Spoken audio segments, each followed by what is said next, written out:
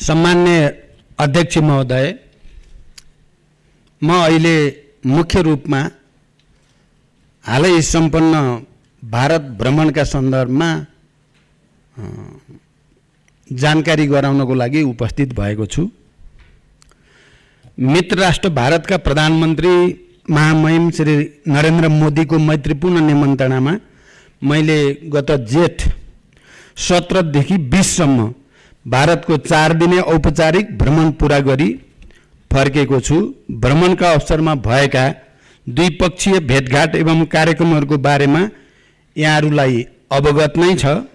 नेपाल र भारत बीच पुरानो तथा घनिष्ठ सम्बन्ध रहिआएको छ। मेरो भ्रमण आगामी दिनमा द्विपक्षीय सम्बन्धलाई अझ प्रगाढ बनाउने दिशामा केन्द्रित रह्यो।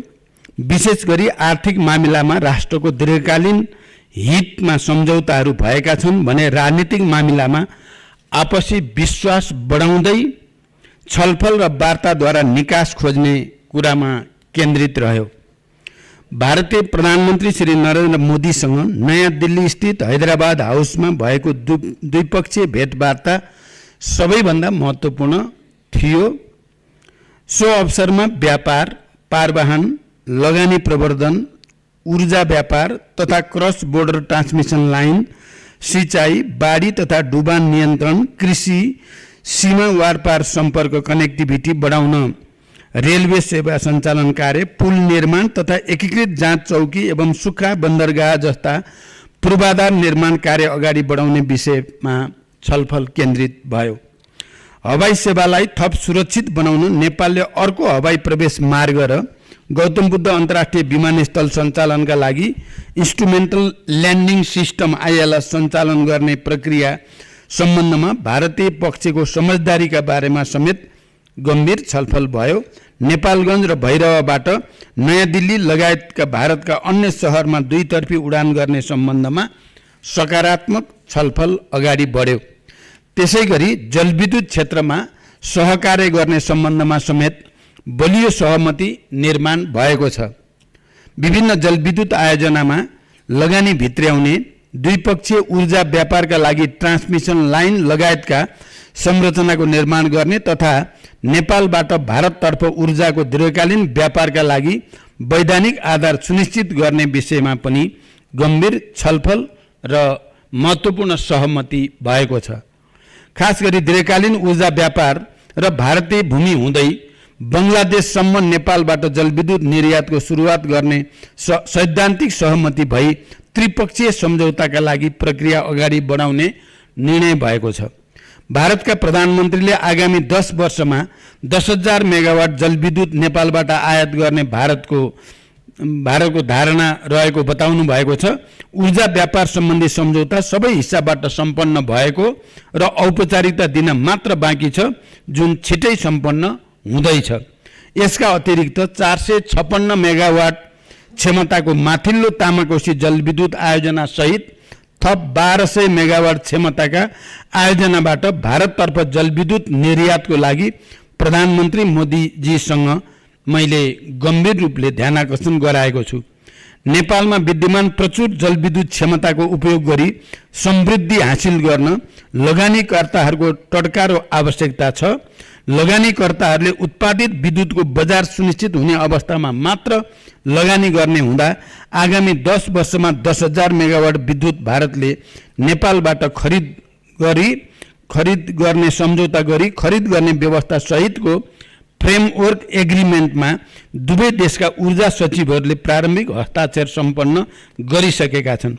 औपचारिक प्रक्रियाहरू पुर्याएर निकट भविष्यमा यो सम्झौतामा अन्तिम हस्ताक्षर हुनेछ र बजारको यो सुनिश्चितताबाट जलविद्युत उत्पादनमा थप लगानी हुने निश्चित छ।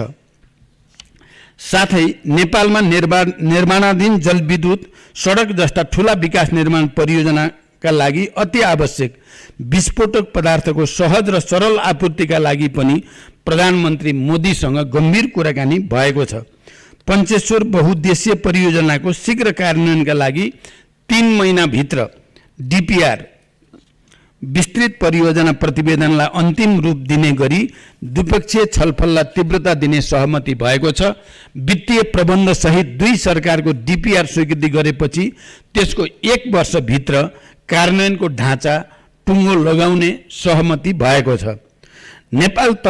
नेपालतर्फका संरचनाहरूको तयारीको अवस्थाका आधारमा टनकपुर ब्यारेजबाट लिङ्क क्यानल मार्फत चरणबद्ध रूपमा नेपाललाई सिँचाइको लागि पानी उपलब्ध गराउने सहमति भएको छ।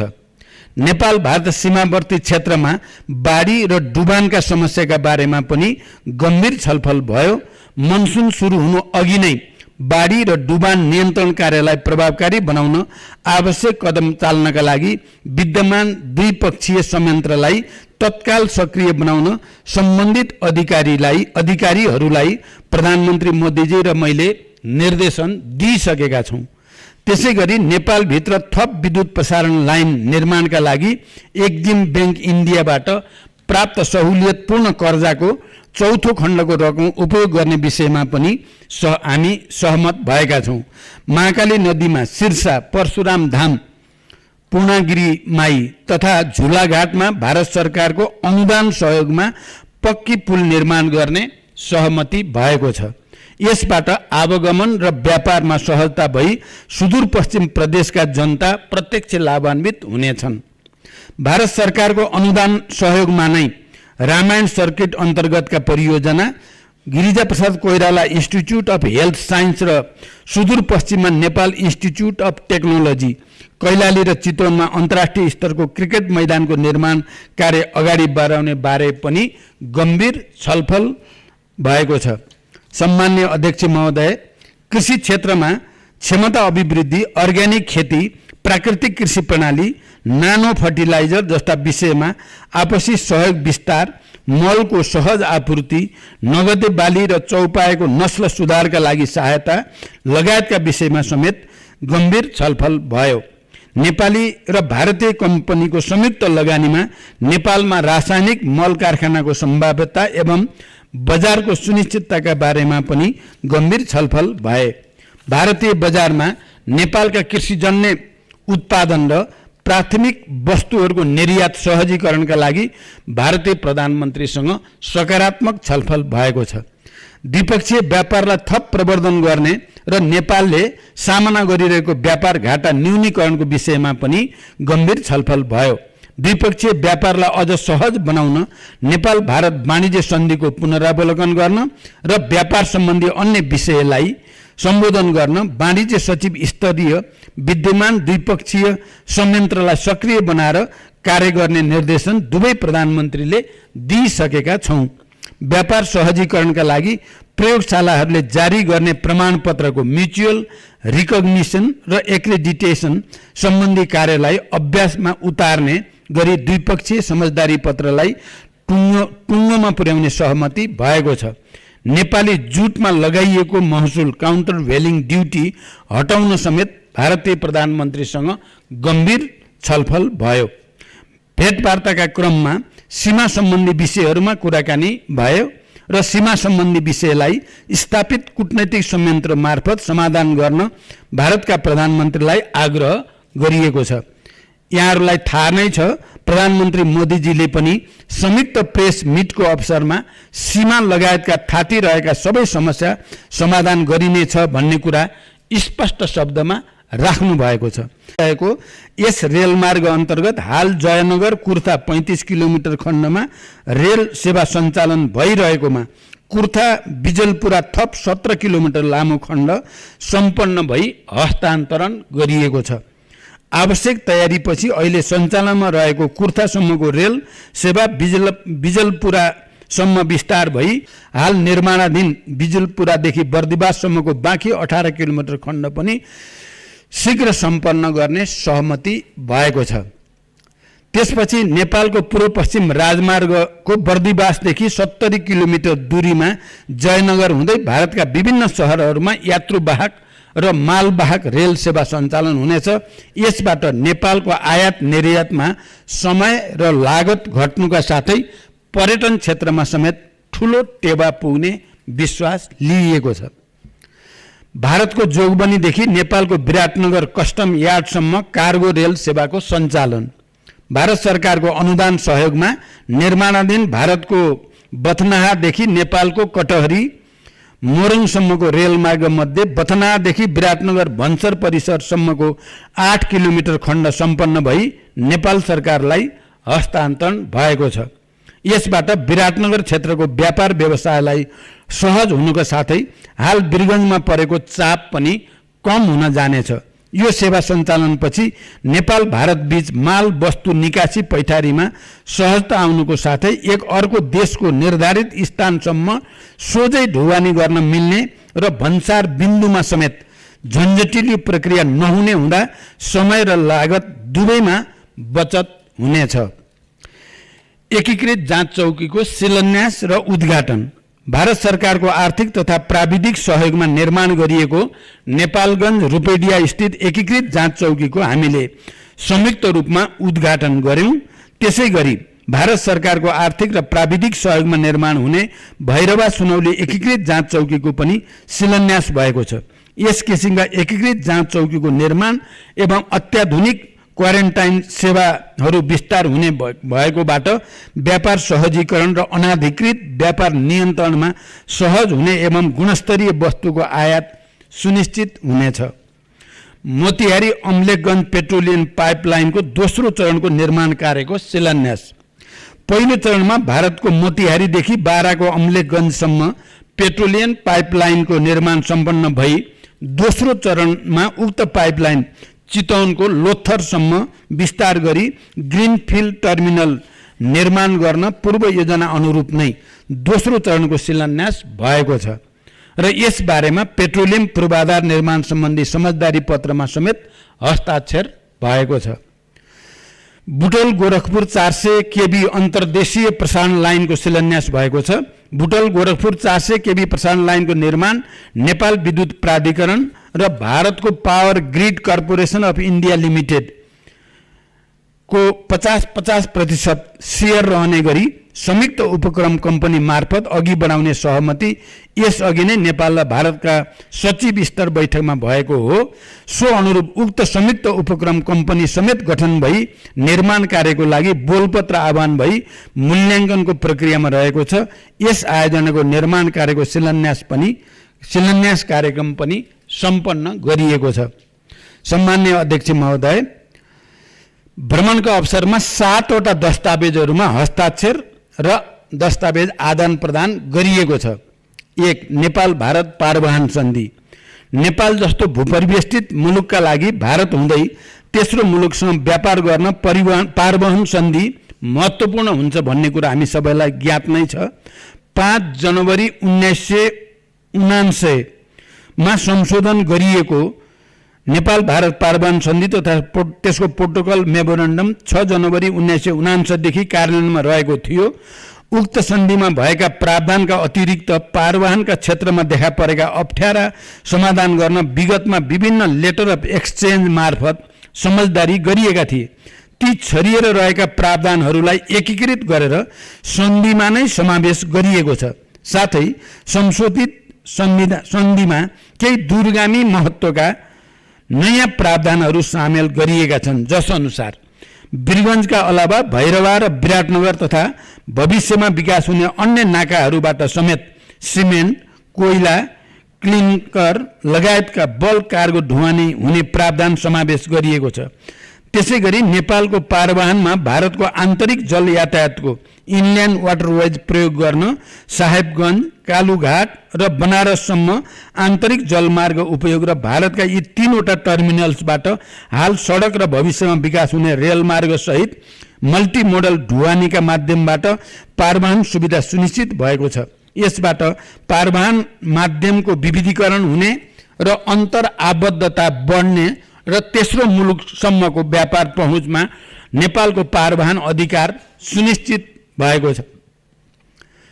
पेट्रोलियम प्रवाधार निर्माण सम्बन्धी समझदारी पत्र भारतीय आर्थिक तथा प्राविधिक सहयोगमा बाराको अम्लेखगञ्जदेखि चितवनको लोथरसम्म र भारतको सिलगढीदेखि झापाको चारआलीसम्म पेट्रोलियम पाइपलाइन विस्तार गर्ने साथै लोथर र चारआलीमा ग्रीनफिल्ड टर्मिनल निर्माणमा 50% खर्च बेहोर्ने गरी एक समझदारी पत्रमा हस्ताक्षर भएको छ। अन्तर्देशीय पाइपलाइनको विस्तार र भण्डारको विकासबाट लागत प्रभावकारिता, ढुवानी, भण्डारण एवं ऊर्जा सुरक्षाको हिसाबले समेत महत्त्वपूर्ण हुनेछ। विद्युतीय ऊर्जाको विकास र खपत बढाउने सरकारको प्रमुख प्राथमिकता रहे तापनि आगामी केही वर्ष पेट्रोलियम खपत निरन्तर रहने र विश्व अनुभवले समेत शून्य पेट्रोलियम खपत हुने नदेखिएको परिप्रेक्ष्यमा अन्तर्देशीय पाइपलाइन आवश्यक र महत्त्वपूर्ण दुवै छन्। दोधरा चाँदनीमा एकीकृत जाँच चौकी तथा सुक्खा बन्दरगाहको निर्माण सम्बन्धी समझदारी पत्र भारत सरकारको आर्थिक तथा प्राविधिक सहयोगमा 3 वर्षभित्र निर्माण सम्पन्न हुने गरी यस सम्बन्धी समझदारी पत्रमा हस्ताक्षर भएको छ। नेपालको सुदूरपश्चिम क्षेत्रमा यस किसिमको पूर्वाधार निर्माण हुँदा पारवाहन एवं व्यापार सहजीकरण भई समग्र सुदूरपश्चिम र देशको आर्थिक रूपान्तरणमा समेत महत्त्वपूर्ण भूमिका खेल्ने विश्वास लिइएको छ।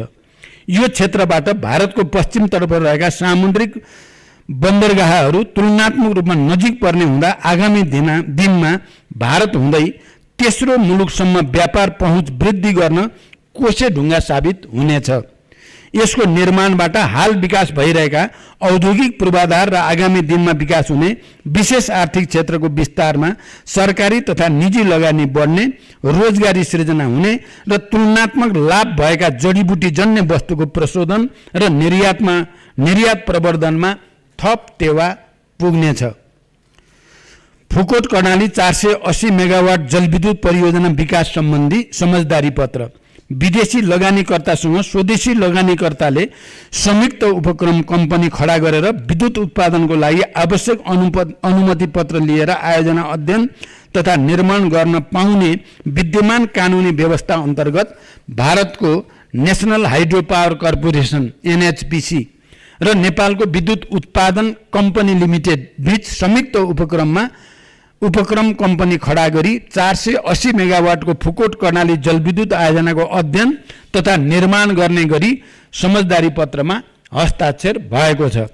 संयुक्त उपक्रम कम्पनी निर्माण भइसकेपछि आयोजनाको थप अध्ययनको लागि अनुमति पत्र लिई अध्ययन गर्ने, नेपाल सरकारसँग आयोजना विकास सम्झौता गर्ने लगायतका कार्यहरू सम्पन्न भइसकेपछि यसको निर्माण कार्य प्रारम्भ हुनेछ। तल्लो अरुण 669 मेगावाट जलविद्युत परियोजना सम्बन्धी परियोजना विकास सम्झौता कम्पिटेटिभ बिडिङ प्रक्रियाबाट लगानी बोर्ड र सतलज जलविद्युत निगम बीच सन् 2021 मा सम्झौता भई प्रचलित कानुन बमोजिम अध्ययन पूरा भएको 669 मेगावाट क्षमताको बुट मोडेलमा निर्माण हुने यो परियोजना अरुण तेस्रोको तल्लो तटीय परियोजना हो। यसबाट उत्पादित 21% विद्युत नेपाललाई निशुल्क प्राप्त हुनेछ। नेपालको नेशनल क्लियरिङ हाउस लिमिटेड र भारतको national payment company India limited बीच सीमापार विद्युतीय भुक्तानी सम्बन्धी समझदारी पत्र नेपाल र भारतमा भ्रमण गर्ने दुवै देशका पर्यटक, विद्यार्थी तथा उद्योग व्यवसायीका निम्ति यस समझदारी पत्र एक महत्त्वपूर्ण उपलब्धि भएको छ। यसले क्रस बोर्डर डिजिटल पेमेन्ट प्रक्रिया QR कोड मार्फत थप सरल, सहज र भरपर्दो हुने निश्चित भएको छ।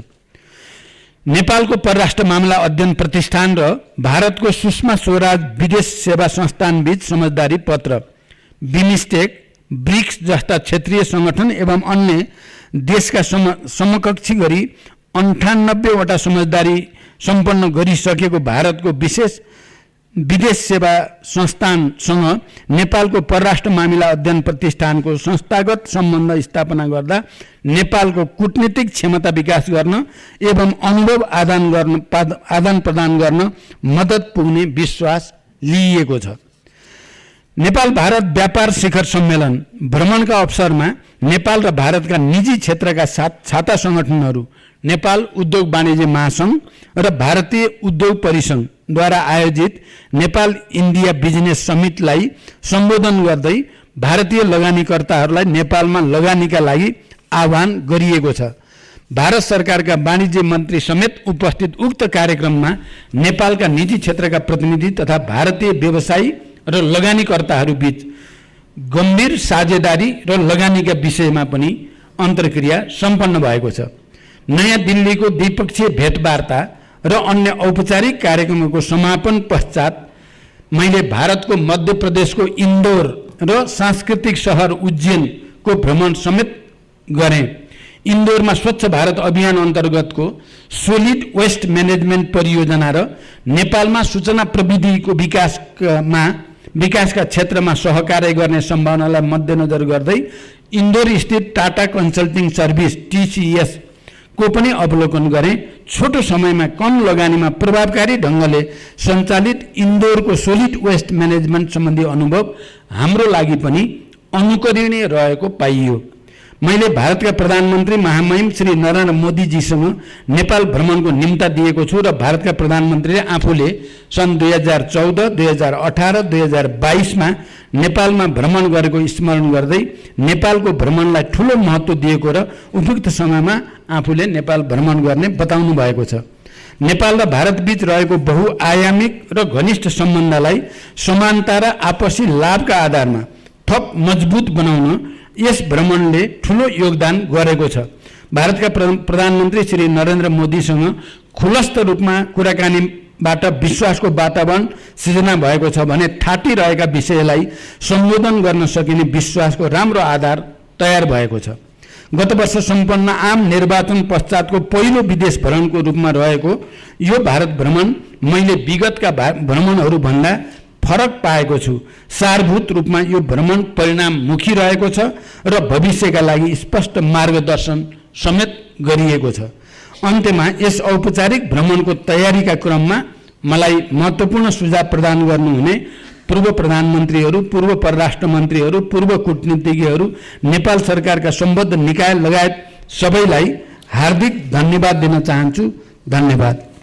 सम्मान्य सभामुख महोदय, मान्य सदस्यहरूले केही गम्भीर प्रश्न गम्भीर रूपले सोधेर मलाई स्पष्ट पार्न सहज बनाउनु भएको छ। म मान्य सदस्यहरूलाई धन्यवाद भन्न चाहन्छु र म संक्षिप्तमा मान्य सदस्यले उठाएका प्रश्नको स्पष्टीकरण दिन्छु। पहिलो कुरा, संसदको नक्साबारे कुरा भयो।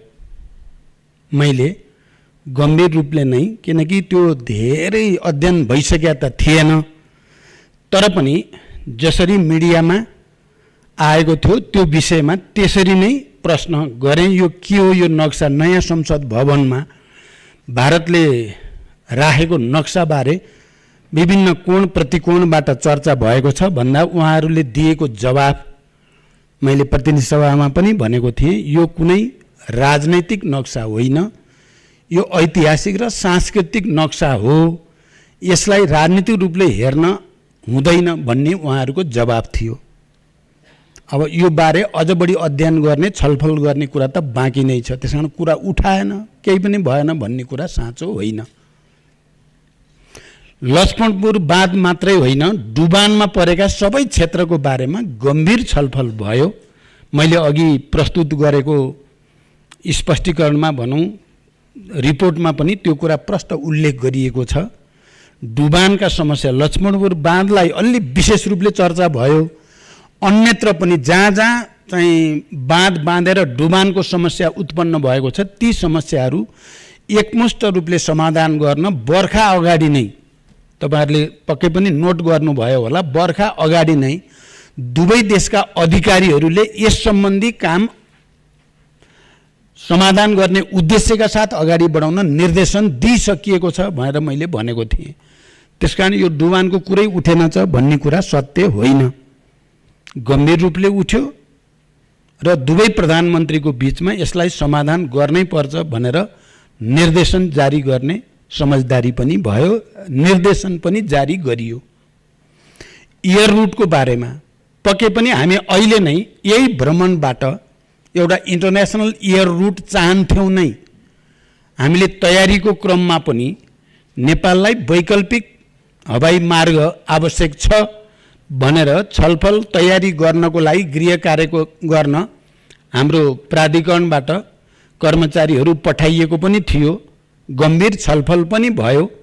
छलफलपछि नेपालगञ्जबाट एयर रुट दिने तर हालका लागि लो अल्टिच्युडवाला जहाज मात्रै नेपालगञ्ज, लखनऊ, दिल्ली, पटना इत्यादि ठाउँमा जान आउन सक्ने गरी चाहिँ दिने र हाई अल्टिच्युडको बारेमा अझै तयारी गर्नुपर्ने भन्ने जवाब पहिले नै आएको थियो र हामीले भ्रमणको क्रममा पनि यो विषयलाई हामी सबै नेपालीको चासो अनुसार नै मैले बडो प्रष्ट शब्दमा, त्यहाँ कुनै इफ बट होइन, प्रष्ट शब्दमा हामीलाई लो अल्टिच्युडको होइन, हाई अल्टिच्युडकै र इन्टरनेसनल एयर रुटको रूपमा चाहियो। हाम्रो डिमान्ड चाहिँ महेन्द्रनगर, नेपालगञ्ज, भैरवा, विराटनगर यी ठाउँमा पनि हामीलाई एयर रुट चाहिन्छ भन्ने हो।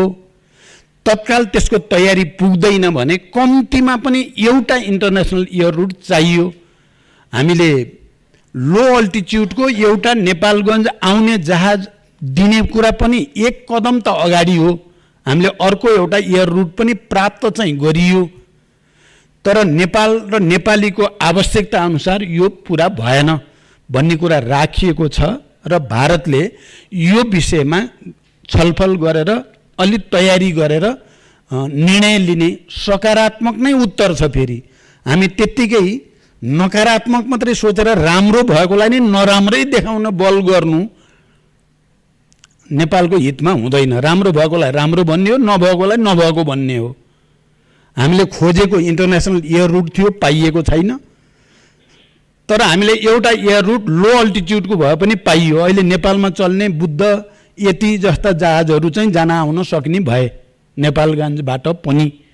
यो त एक कदम अगाडि त हो नि, त्यसलाई पनि केही नै होइन भने जस्तो गरी कुरा गर्नु उचित छैन। अनि धेरै मान्य सदस्यहरूले कालापानी, लिपुलेक, लिम्पियाधुरा बारे के भयो भनेर राख्नुभयो। सीमा सम्बन्धी कुरा भयो भनेको त्यसमा हाम्रो मुख्य भनेको कालापानी क्षेत्र, लिम्पियाधुरा, लिपुलेक क्षेत्रकै बारेको समस्यामा नै बढी छलफल हुने हो। त्यसको साथै जहाँ जहाँ सीमा सम्बन्धी समस्या देखा परेका छन् ती ठाउँमा को बारेमा पनि समग्रमा पनि कुरा भएको हो। त्यो हामीले डेलिगेसन लेभलको कुरामा पनि, रेस्ट्रिक्टेड लेभलको कुरामा पनि र 1-to-1 को कुरामा त अझ खुलेर यी सबै विषयहरू चर्चा भए र यो चर्चा खुलस्त र विश्वासको वातावरण बनाउने हिसाबले गरिएकै कारण संयुक्त प्रेस मिटिङमा मैले भन्दा पहिला प्रधानमन्त्री मोदीजीले नै सीमा सम्बन्धी समस्या हल गरिन्छ र नेपाल भारत सम्बन्धलाई 2014 मा आफू आउँदा जुन स्तरमा थियो त्यो भन्दा अझ माथि लगिन्छ। त्यति बेला 2014 मा आएर यहाँको पार्लियामेन्टमा सम्बोधन गर्दै गर्दा जो सकारात्मक माहौल बनेको थियो त्यही ठाउँमा पुर्याउन पर्छ भनेर त्यति बेला उहाँले हिट भन्नुहुन्थ्यो, HIT। अहिले चाहिँ उहाँले सुपर हिट बनाउने नै हो भन्ने कुरा बडो राम्रो बडी ल्याङ्ग्वेजमा, त्यो कुनै कुटनीतिक इत्यादि भन्ने पनि थिएन, त्यो हृदयदेखि नै बनाउने हो र हिमाल जतिको उचाइमा नेपाल भारत सम्बन्ध पुर्याउने हो। सायद यो नेपाल भारत सम्बन्धको इतिहासमा भारतको एउटा शक्तिशाली प्रधानमन्त्रीले आफ्नै मुखबाट सीमा सम्बन्धी समस्या हल गरिन्छ भनेर प्रष्ट कमिटमेन्ट आएको र नेपाल भारत सम्बन्धलाई हिमालय जस्तै उच्च बनाइन्छ र सुपर हिट बनाउने हो भनेको पहिलो पटक नै हो। यति राम्रो हुँदा नि सबै छोडेर आइस भनेर भन्यो भने त त्यसको त केही पनि दबाई छैन। यो नेपालीको लागि, हामी सबैको लागि गर्वको कुरा हो। जे कुरा हामीले वर्षौंदेखि चाहना राखेका थियौँ, भनेका थियौँ, अहिले एउटा प्रतिबद्धता, एउटा सङ्कल्पको रूपमा यो आएको छ। हामी सबै एकजुट भएर अगाडि बढ्यौँ भने यो समस्याको समाधान हुन्छ भन्ने मेरो विश्वास छ। अब मान्य सदस्यहरूले फेरि अर्को राख्नुभयो, यो सट्टापट्टावाला कुरो के भएको हो, तपाईँले त जमिनै दिएर आउनुभएछ भने जस्तो। पहिलो कुरा म के भन्न चाहन्छु भने मैले औपचारिक कुनै पनि बैठकमा जमिन सट्टापट्टाबारे कुरा गरेकै छैन र गरेकै होइन। खालि कालापानी लिपुलेक लिम्पियाधुरा नेपालको हो, त्यो समस्या छिटोभन्दा छिटो वार्ता संवादद्वारा हल गर्नुपर्छ भन्ने कुरा मात्रै भनेको हो। मैले नेपाली पत्रकारहरूसँग कुरा गर्दा यो विषयमा धेरै खालका विचारहरू पनि छन्। नेपालकै कतिपय बुद्धिजीवीहरूले हामीले यदि बङ्गलादेशको मोडेल बारे अध्ययन गरेर त्यसलाई पनि लिनुपर्छ या बङ्गलादेश जाने बाटो चाहिँ हामीले पाउने हो भने समस्याको त्यो पनि समाधान हुन सक्छ भनेका छन् भन्ने सन्दर्भमा मैले यो कुरा बोलेको हो। त्यो भारत सरकारसँग प्रस्ताव राखेको या भारतसँग कुरा भएको होइन। मान्य सदस्यलाई प्रष्ट होस्, मैले त चाहिँ यो विकल्प बारे नेपालको एउटा दुईटा बुद्धिजीवीले मात्रै होइन, नेपालमा धेरै पटक सीमा सम्बन्धी समस्या समाधानको बारेमा सरकारले नै चाहिँ समय समयमा अध्ययन गराउने गरेको छ। 72 मा पनि अध्ययन भएको छ, 77 मा नि अध्ययन भएको छ र त्यो अध्ययन गरेका बुद्धिजीवीहरू विशेषज्ञहरूले चाहिँ जटिल भयो भने हामीले सट्टापट्टा पनि गर्न सकिन्छ भनेर उहिलेदेखि भनेका भेटिन्छ। किनभने यो मैले आविष्कार गरेका कुरा नि होइन, यो भारत सरकारसँग अहिले नै औपचारिक ढङ्गले प्रस्तावित गरिएको कुरा पनि होइन। यस्ता पनि विचारहरू छन् चाहिँ मैले भनेको हो। त्यसैले यसलाई फेरि अतिरञ्जित ढङ्गले यति राम्रो भएको सम्बन्धमा चाहिँ दरार पैदा कसरी गर्न सकिएला भने जस्तो गरी तर्क गर्नु म मान्य सदस्यहरूलाई अनुरोध गर्न चाहन्छु, उचित हुँदैन। त्यस्तो केही पनि भएको छैन। सीमा सम्बन्धी समस्या हल गरिन्छ भन्ने कुरा हामीले त भनेकै कुरा हो। भारतीय प्रधानमन्त्रीले पनि पहिलोचोटि भन्ने परिस्थिति सिर्जना गरियो, त्यसमा तपाईँ हामी सबैले गर्व गर्नुपर्दछ। मलाई त लागेको थियो अहिले मैले अघि जुन पढेँ यहाँहरूको अगाडि राखेँ भारत भ्रमणका उपलब्धिबारे, देशले सिङ्गै के सत्तापक्ष के प्रतिपक्ष नागरिक समाज सबैले नै मलाई चाहिँ बधाई दिन्छन् भन्ने सोचेरै आएको थिएँ म। स्वागत हुन्छ भव्य, किनभने नेपालको इतिहासमा केही युगान्तकारी काम सुरु भएका छन् मान्य सदस्यहरू। राजनीतिक कारणले हामीलाई कसैलाई भन्न मन नलाग्ने कसैलाई भन्न मन लाग्ने त एउटा होला, तर नेपालको इतिहासमा पहिलो पटक सीमा सम्बन्धी समस्या हामी हल गर्छौं भनेर दुवैजना प्रधानमन्त्रीले दुनियाँको अगाडि उभिएर कमिटमेन्ट गर्ने सानो उपलब्धि होइन। 10,000 मेगावाट 10 वर्षमा खरिद गर्ने, हामीले हाम्रो देशभित्र खपत नबढाउने कसले भनेको छ? मैले प्रत्येक पटक अहिले प्रधानमन्त्री भएपछि क्याबिनेटमा पनि बाहिर पनि मुख्य कुरा त हाम्रो विद्युत हामीले नै बढीभन्दा बढी खपत गर्ने गरी यातायातमा, भान्सामा, उद्योग धन्दा, कल कारखानामा बढीभन्दा बढी बढाउन पर्छ, यसलाई उच्च प्राथमिकता राख्नुपर्छ भन्दै आएकै छु। सरकार त्यहाँ कहीँ दुविधामा छैन, तर जतिसुकै भने पनि तथ्य के हो भने तुरुन्तै हामी त्यसो गर्न सक्दैनौँ। त्यसको लागि आवश्यक पर्ने हाम्रो तयारी पुग्दैन। हामीसँग जति पोटेन्सियल छ झन्डै 82-83 हजार मेगावाटको, र हामीले केही वर्षभित्र 20-25-30 हजार मेगावाट बनायो भने त्यो खपत हामी 20-30 वर्षमा खपत गर्ने गरी पूर्वाधारै बनाउन पनि हामीलाई गाह्रो छ। हामीलाई विद्युतको बजार त चाहिएकै छ। यहाँ कोही पनि विवेकशील नेपाली या कोही पनि सचेतले चाहिँदैन हामीलाई, पानी बगेर बरु उता गएको गई गरोस्, हामी बिजुली नि दिन्नौँ भन्छ त कसैले? पानी त बगी त राखेको छ। त्यसकारण यो त एउटा ऐतिहासिक उपलब्धि पो हो। भारतको प्रधानमन्त्रीले औपचारिक भ्रमणमा प्रेसको अगाडि उभिएर 10,000 मेगावाट सम्पन्न भयो, सहमति भयो भन्ने कुराले अब नेपालको विकासले एउटा नयाँ गति लिने आधार पो बन्यो।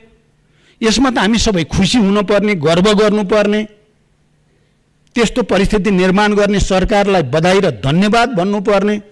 त्यो देख्दा दुनिया अझ ओहो नेपालीहरू त विकासको कुरामा, समृद्धिको कुरा त सबै एकै ठाउँमा रहन्छन् भन्ने देखाए पो हाम्रो हात अझ बलियो हुँदै जान्थ्यो, नेपालको हात।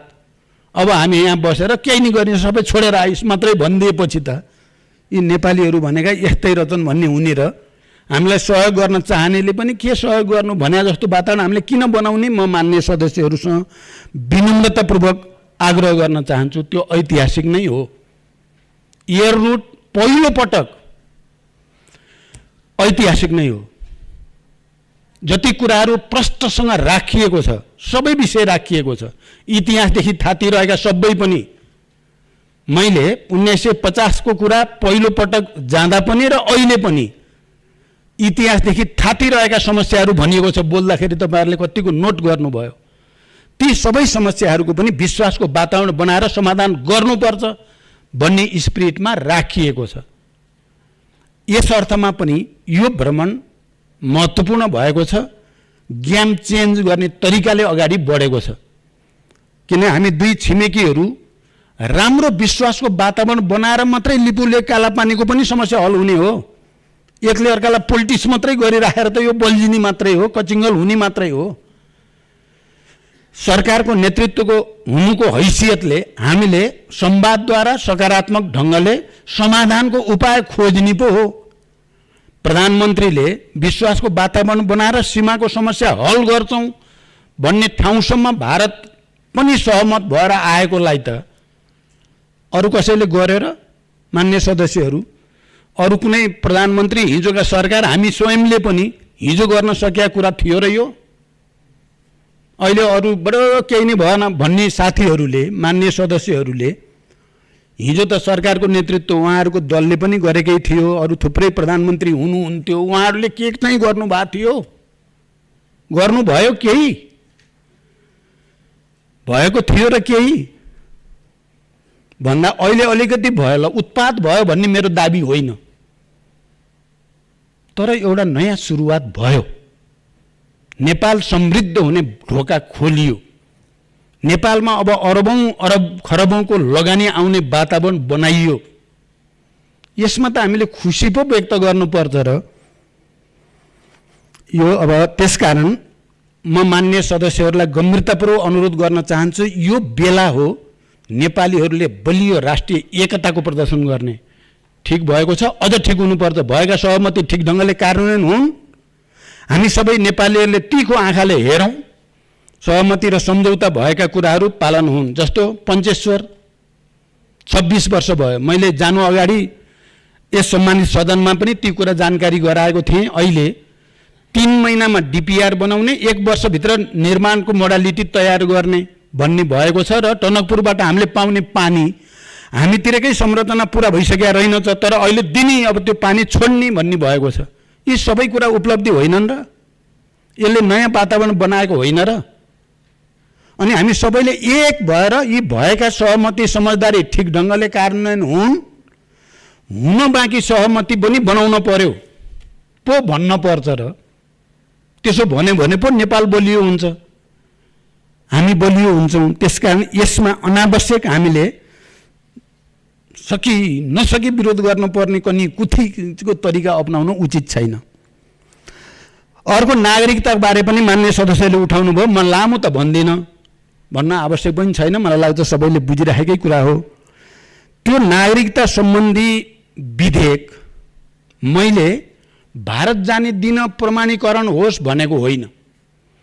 म जसरी यो सम्मानित सदनमा म भारत जाँदैछु, यो विषयमा कुरा हुनेवाला छ भनेको थिएँ, त्यही कुरा प्रधानमन्त्रीको हैसियतले राष्ट्रपतिलाई पनि भन्नु त कर्तव्य पनि हो, जिम्मेवारी पनि हो, परम्परा पनि हो। त्यही भन्न गएको थिएँ म राष्ट्रपति कहाँ। म जाँदैछु, यो विषयमा कुरा हुँदैछ भन्न गएको थिएँ।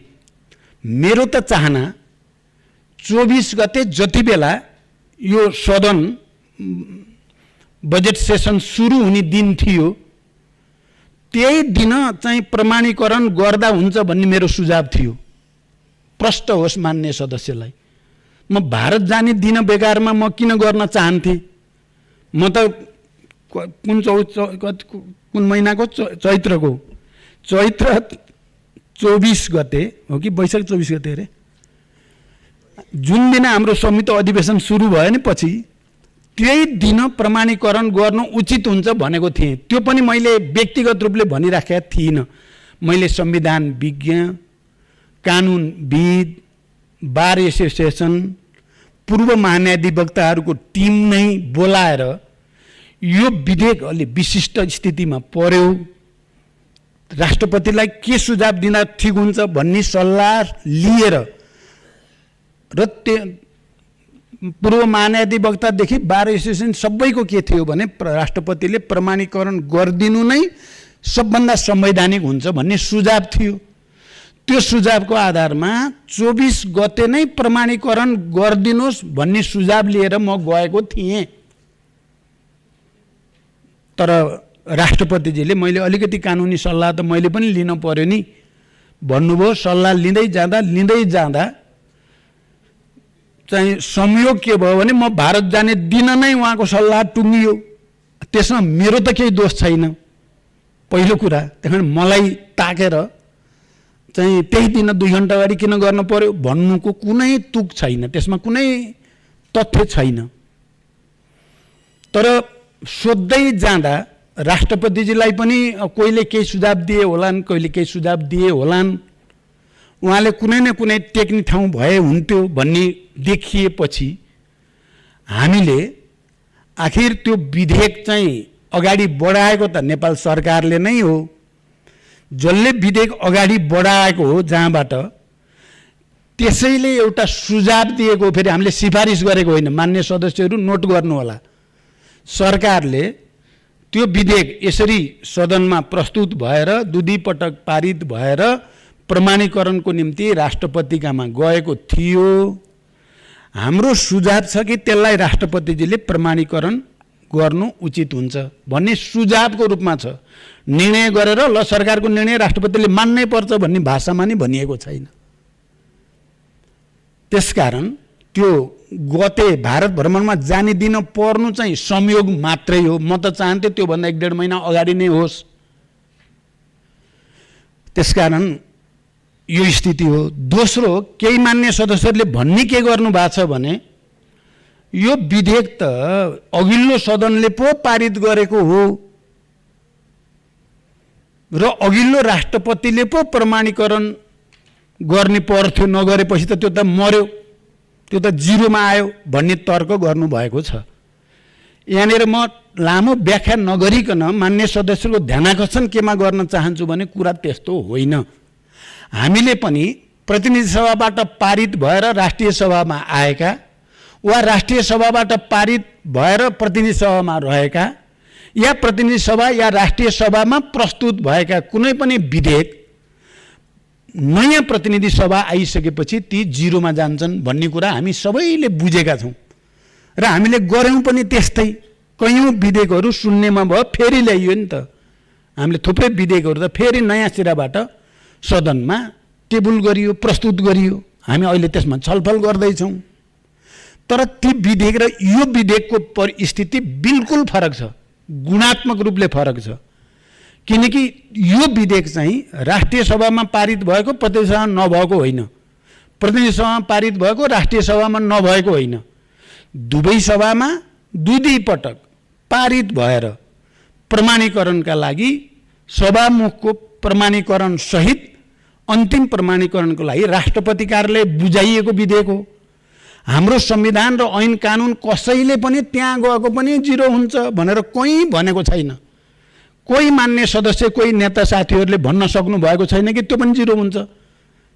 तर्कको लागि भनिदिने त एउटा कुरा हो, तर संविधानको कुनै प्रावधानलाई टेकेर या ऐन कानुन कतै हेरेर राष्ट्रपति कहाँ पुगिसकेको, दुवै सदनबाट पारित भएर राष्ट्रपति कहाँ पुगेको पनि फिर्ता हुन्छ या जिरो हुन्छ या नयाँ सिराबाट ल्याउनु पर्छ भन्ने कहीँ पनि छैन।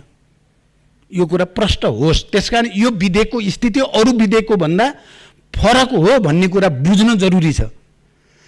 भनेपछि एकातिर, अर्कोतिर यो बितेको स्थिति के भयो भने संविधान अनुसार दुवै सदनबाट पारित भएर प्रमाणीकरणको निम्ति राष्ट्रपति कहाँ गएको विधेयकलाई राष्ट्रपतिले एकपटकको लागि नोट सहित आफ्नो सुझाव सहित फिर्ता पठाउन सक्ने संविधानको व्यवस्था छ। त्यो पनि पुरा भयो हाम्रो। दोस्रो पटक पठाएपछि, दोस्रो पटक पनि पारित भएर गइसकेपछि फेरि फिर्ता पठाउने वा खारेज गर्ने या होल्ड गर्ने या केही गर्ने अधिकार संविधानले कल्पना पनि गरेको छैन। म अहिले कसैलाई आरोप लगाउन चाहेको पनि होइन, तर यथार्थ स्थिति के हो भने त्यसबाट संविधान त डिरेल भयो नि, संविधान त मिचियो नि, सदनको त अपमान त्यताबाट पो भयो। संविधानमा स्पष्टसँग लेखिएको शब्द मर्म र भावना विपरीत पो भयो। अब अहिले मानौ एकछिनलाई अब जे भयो भयो, फेरि अर्को लैजाउन त त्यसलाई छोडिदिएर अर्को भन्यो भने हुने के भयो त? अब फेरि राष्ट्रपतिले, हामीले दुवै सदनबाट पारित गरे पनि राष्ट्रपतिलाई मन परेन भने त उहाँले पनि होल्डै गरिदिने बाटो खुल्यो। अब त सदनको सार्वभौम अधिकार त कहाँ गयो त? राष्ट्रपतिको स्वविवेकमा जाने भयो। उहाँलाई मन लाग्यो प्रमाणीकरण, नलायो नगरिदिने। भोलि संवैधानिक परिषदले गर्छ निर्णय ठुल्ठुला संवैधानिक नियुक्तिको, राष्ट्रपतिलाई मन परेन भने उहाँले प्रमाणीकरण नगरिदिने बाटो खुल्ने भयो। यहाँ के भएको पिर होइन, के भएपछि भन्ने उखान जस्तै समस्या पर्यो। यहाँ संविधानको रक्षा गर्ने, लोकतन्त्रको रक्षा गर्ने उपाय के हो भन्ने निकै ठुलो प्रश्न यो भित्र अन्तर्निहित छ। मान्य सदस्यहरू, हामी कुनै आग्रह पूर्वाग्रहबाट नसोचिकन अन्तरात्मालाई सोधौँ त।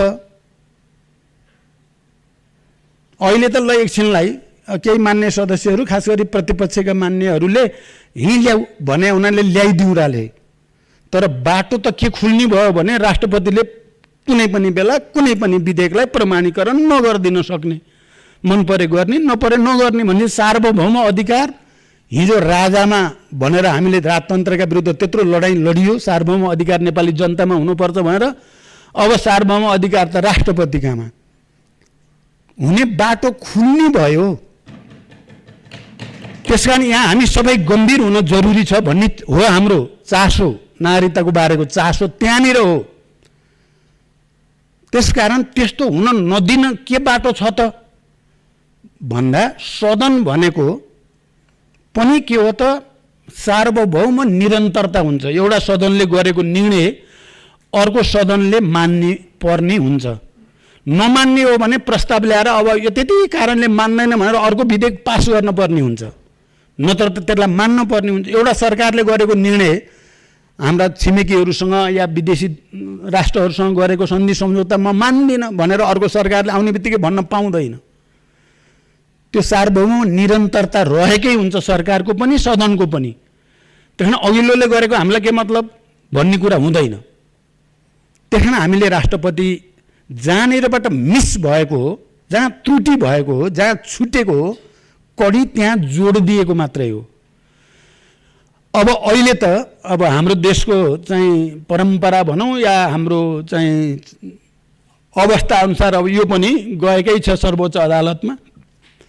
अब सर्वोच्च अदालतमा विचाराधीन छ, स्टे के अरे अल्पकालीन स्टे भइ नै सकेको छ। त्यसकारण हामीले धेरै टेन्सन लिन पर्दैन। मैले प्रतिनिधि सभा नि भनेको अब धेरै टाउको दुखाउनु भन्दा छोडिदिउँ, अब अदालतको आओस् अनि जे गर्नुपर्छ गरौँला भनिएको छ। म यहाँ पनि मान्य सदस्यहरूलाई यति व्याख्यासहित अब अदालतमा भएको कुरालाई हामी हेरौँ भनेर भन्न चाहन्छु। र म चाहिँ के विश्वास व्यक्त गर्छु भने अदालतले पनि संविधान र लोकतन्त्रको मर्म र भावना भन्दा बाहिर गएर त पक्कै गर्दैन। हिजो पनि सदन विघटन पटक पटक हुँदा अदालतले पटक पटक पुनर्स्थापना गरेको इतिहास त हामी कहाँ छँदैछ। म चाहिँ त्यो विश्वास गर्छु। तर अन्ततः अदालतको फैसला हामी सबैलाई मान्ने हुन्छ नै। अब अर्को मान्य सदस्यले राख्नुभएको फुकोट कर्णाली, यो बारेमा छलफल अहिले सुरु भएर अहिले नै बेचेर आएको भनेर सोध्नु भएको छ भने सत्य होइन। यो विषयमा पहिलेका सरकारहरूले पनि धेरै खालको छलफल गरेर एउटा सहमतितिर लगेकोलाई अब अगाडि बढाउने भन्ने मात्रै भएको हो। त्यसकारण यो फेरि गर्न सक्ने सम्भावना भएको चाहिँ भारतको सरकारी कम्पनी नै हो, उसँग पहिलेदेखि छलफल भइराखेको थियो, त्यसलाई अहिले अगाडि बढाउने निर्णय गरिएको हो। अर्को यो कृषि सामग्री सम्बन्धी कुराहरू पनि अहिले धेरै राम्रो छलफल भएको छ मान्य सदस्यहरू। यो पटक हामीले हाम्रो कृषि उत्पादनको बजारको निम्ति, क्वारेन्टाइनलाई अझ सुदृढ गर्नको निम्ति, व्यापार घाटा घटाउनको निम्ति भारतले सहयोग गर्नुपर्छ भन्ने बारेमा प्रष्टसँग राखिएको पनि छ र एउटा समझदारीको स्तरमा पुर्याइएको पनि छ र मलाई विश्वास छ कृषि सम्बन्धी त अझ बढी भारतीय प्रधानमन्त्रीले उत्साहित भएर उहाँले कुरुक्षेत्र लगायतका केही ठाउँमा यो अर्ग्यानिक खेतीबारे निकै महत्त्वपूर्ण प्रयोगहरू भएको र त्यसले भारतमा पनि उत्पादन वृद्धि र रोजगारी सृष्टिमा एउटा नयाँ वातावरण बन्ने भएको र नेपालले पनि त्यसो गरोस्। त्यसो भएपछि नेपालको कृषि उत्पादन पनि बढ्ने, रोजगारी सृष्टि हुने र भारतीय बजारको निम्ति पनि अझ सहज हुने कुरा भएको छ। यो पनि ठुलो उपलब्धि चाहिँ भएको म देख्छु। कयौँ मान्य सदस्यहरूले अब यहाँ जस्तो उखुको राम्रो चाहिँ तपाईँको चाहिँ जर्म प्लाज्मा भन्दो रहेछ होइन, त्यसको चाहिँ जाति ल्याउने कुरा, अनि कफीको पनि त्यस्तै प्लाज्मा ल्याउने कुरा, त्यसै पनि पशुपालनको निम्ति पनि मुर्रा राँगो मार्फत यो पहिलेदेखि चल्दै आएको कुरा पनि अहिले टुङ्गोमा पुगेको छ। अहिले टुङ्गोमा पुग्यो भन्दा त खुसी पो हुनुपर्छ र भन्दा भन्दै त जे होस् राष्ट्रिय सभा अलि बढी सम्मानितै रहेछ। प्रतिनिधि सभा भन्दा अलि सभ्य देखेँ मैले। धन्यवाद सबैलाई। प्रतिनिधि सभा भन्दा राम्रो भएको छ। त्यो त हाम्रो लागि फाइदा हो नि त। त्यो त उखुको राम्रो उच्च भेराइटीको जर्म्स आउनु र हाम्रो उखु खेतीमा चाहिँ उत्पादन गुणात्मक रूपले वृद्धि हुनु, या चाहिँ कफीको त्यस्तो प्रजाति आउनु र वृद्धि हुनु, या हाम्रा पशुपक्षी पनि उत्पादन वृद्धि हुने गरी त्यस्तो ब्रिडिङ हुनु, यो त राम्रो पो कुरा हो। थाटिरहेको थियो। म गएको बेला आयो त के भयो त, आयो नि त, नेपाल आउनु थियो, आयो। अब साथीहरूले चाहिँ अब उपलब्धि मुर्रा भैँसी मात्रै भने जस्तो गर्नु चाहिँ होइन त्यस्तो। त्यहाँ उखु पनि छ, कोइला के अरे कफी पनि छ, लाइभ स्टक पनि छ र यो त अहिले सफल पो भयो हो त। विगतमा सफलता प्राप्त गर्न नसकिएको कुरा सफलता प्राप्त गरियो भन्दा धन्यवाद भन्न ठाउँमा त फेरि उही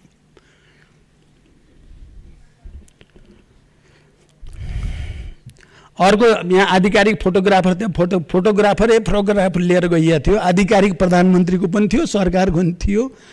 त्यहाँ कोले चाहिँ के अरे सेल्फी गर्नुभयो, मैले त त्यति मेसो नि पाइनँ। अब इपिजी बारे हाम्रो हाई लेभलमा त मैले गरिनँ, किन माहौल राम्रो भइरहेको थियो। यसले फेरि खतरक्क होला जस्तो मलाई लाग्यो। अब लागेको कुरा सोझो पो भने त मैले, तर मैले अरू लेभलमा त गरेँ, फेरि कुरै नगरेको होइन। अरू लेभलमा गर्दा अर्को पटक अलिक विश्वासको राम्रो वातावरण बनाएपछि इपिजी त कुन ठुलो कुरा हो र भन्ने जवाब पाएको थिएँ मैले। ल ठिकै छ, अहिले विश्वासको वातावरण बलियो बनोस्, तर यो पनि अन्ततः आउनुपर्छ भन्ने कुरा गरिएको छ। सुस्ताको समस्या र के अरे अरू सिमानाको बाँधको समस्या मैले भनि नै सकेँ।